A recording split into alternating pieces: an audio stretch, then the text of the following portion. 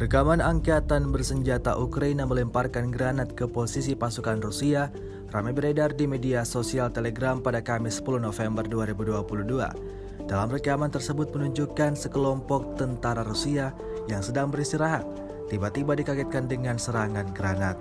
Sontak, hal tersebut membuat para tentara Rusia panik hingga lari terbirit-birit menyelamatkan diri.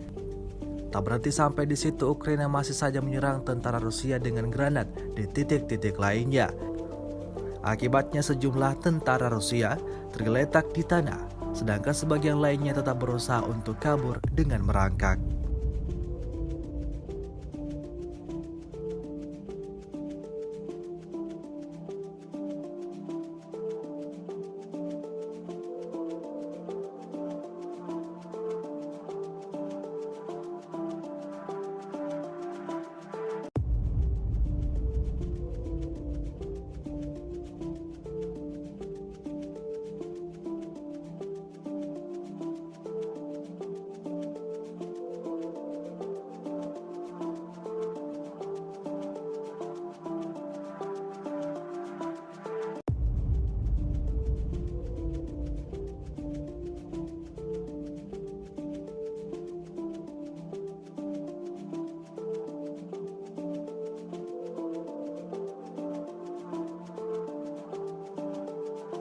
Terima kasih sudah nonton.